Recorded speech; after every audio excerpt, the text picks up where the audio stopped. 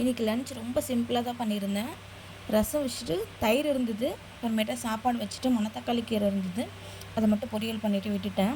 ஏன்னா ஹஸ்பண்ட் வந்து மதியம் வெளியே சாப்பிட்டுக்கிறேன்னு சொல்லிட்டாங்க. அதனால் எனக்கும் அத்தைக்கும் மட்டும் தான் சாப்பாடு. அதனால் சிம்பிளாகவே போதும்னு சொல்லிட்டு செஞ்சுட்டோம். பாப்புக்குட்டியை ரெடி பண்ணி அப்போ தான் தூங்க வச்சேன். கரெக்டாக இன்றைக்கி விநாயகர் சதுர்த்தி 3வது நாள். அதனால் விநாயகரை கரைக்கிறதுக்காக எல்லாம் செம்மையாக மோல் அடிச்சுட்டு விநாயகரை கொண்டு போயிட்டு இருந்தாங்க. பாப்பா சத்தத்தில் எழுந்துட்டா. அப்புறம் அவளை தூக்கிட்டு வந்து அத்தைக்கிட்ட கொடுத்தேன். கொஞ்ச நேரம் வேடிக்கை பார்த்துட்டு இருந்தா. அப்புறம் விநாயகர்லாம் கொஞ்ச நேரம் வேடிக்கை பார்த்து அவர் வழி அனுப்பிட்டு அப்புறம் எப்பயும் போல் சாயங்காலம் ரொட்டீன் ஸ்டார்ட் பண்ணியாச்சு. 5 மணி போல் டீ வச்சுருந்தேன். நான் அத்தையும் குடிச்சிட்டு பாப்புக்குட்டி கூட கொஞ்சம் நேரம் விளையாடிட்டு இருந்தேன். அதுக்கப்புறம் அவளை தொடச்சி விடணும்னு சொல்லிட்டு நான் ஃபஸ்ட் ரெடி ஆகிட்டு வந்துட்டு அவளுக்கு சுடு தண்ணி வச்சு தொடச்சி விட்டு ஃபீட் பண்ணி விட்டு அத்தையிட்ட கொடுத்துட்டேன். பாப்புக்குட்டி நைட்டு டின்னர் சாப்பிட்ற வரைக்கும் அத்தை கூட கொஞ்சம் நேரம் வெளியில் விளையாடிட்டு இருப்பா.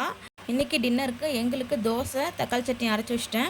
பாப்புக்குட்டிக்கு மட்டும் இட்லி ஊற்றி வச்சுட்டேன். பாப்புக்குட்டிக்கு இட்லி கூட பருப்பும் வந்து இட்லி குண்டால வேக வச்சிட்டேன். பாசிப்பருப்பில் மஞ்சத்தூள், பெருங்காயம், மிளகு, சீரகம், பூண்டு, மஞ்சத்தூள் போட்டு அது கூட வேக வச்சிட்டேன். அவங்க அப்பா நைட்டு வந்துட்டால் போதும், பாப்புக்குட்டி ரொம்ப குஷியாயிடுவா. அவரு கூடயே தான் நைட்டு தூங்குற வரைக்கும் விளையாடிட்டு இருப்பா. 2 பேர் நல்லா விளையாடிட்டு என்ஜாய் பண்ணிட்டு இருப்பாங்க. என்னை கண்டுக்க கூட மாட்டாங்க. உங்கள் வீட்டில் எப்படின்னு சொல்லிட்டு மறக்காமல் கமெண்ட் பண்ணுங்கள். நெக்ஸ்ட் வீடியோவில் பார்க்கலாம். பாய்.